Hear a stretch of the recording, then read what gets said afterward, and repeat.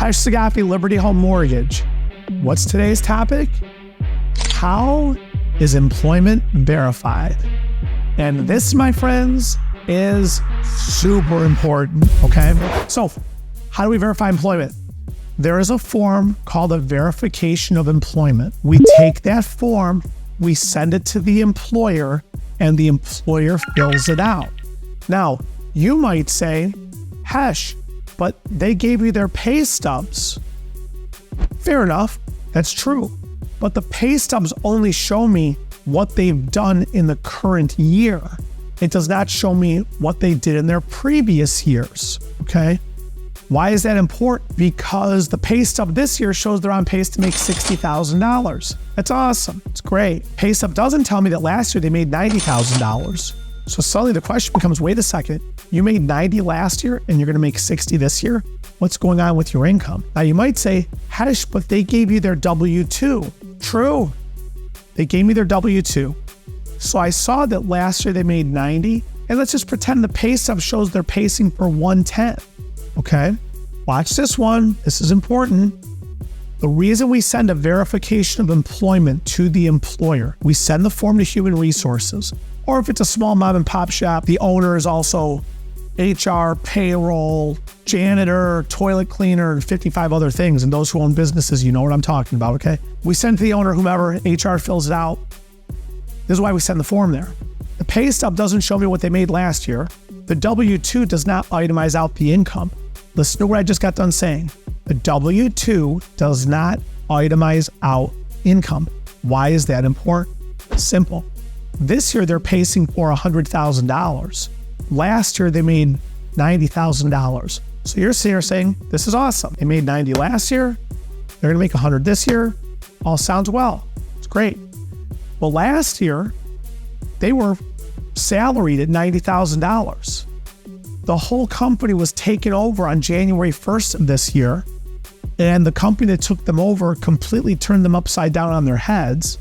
And now, this person's income today is base salary of $20,000, and all the rest of the income is commission. It's 100% commission. And they've never worked commission in their life. And they actually just got switched to it yesterday.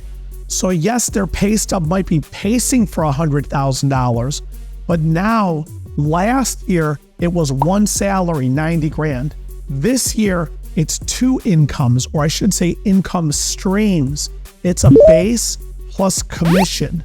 The problem that just came up now is commission income has a very specific set of guidelines that the loan officer has to pay attention to when giving that loan. This is the reason why it's so important to collect pay stubs, to collect W-2s, to even collect tax returns. We take all of that information, we still send out for a verification of employment, and that's because the pay stubs don't show last year's income. Last year's income does not itemize out last year's income. By the way, last year's income, whatever it is itemized out to, might be a different type of income this year. There's a lot of different things to look at. You run the nurses that work night shift differentials, 312s, bartenders who work, it's the bartender manager. When I'm the bar manager, I get paid this for this many hours. When I'm the bartender, I get paid this for this many hours. W-2s just smash everything into one single number.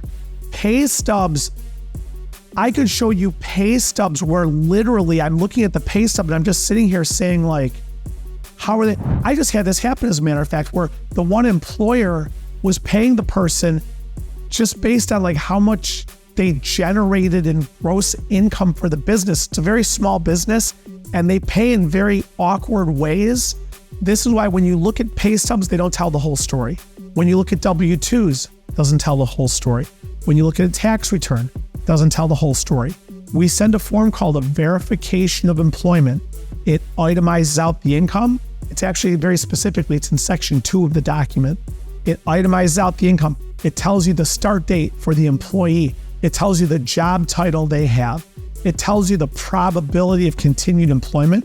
It tells you the last time they got a pay raise, the actual date of the pay raise, and how much the pay raise was. That's something that's extremely important. And then it itemizes all the income out. It doesn't just itemize out the income for last year, for example. It itemizes out the income for the year before last year also. So you're getting a 2-year itemization of income. You then take that form, we get it back here, we set it on the table, we then put it next to the W-2, next to the pay stubs, and then we compare all of it. And yes, believe it or not, even at big companies like Walmart, General Motors, Ford, Boeing, the United States government, there are sometimes errors on the form they fill out. And I'm sitting here looking at pay stubs saying, wait a second, I've got 2 different pieces of information here. Your employer says you made this much, your pay stub says this much. So there's a lot of confusion at times like that also. Overall, this is why this stuff takes time, okay?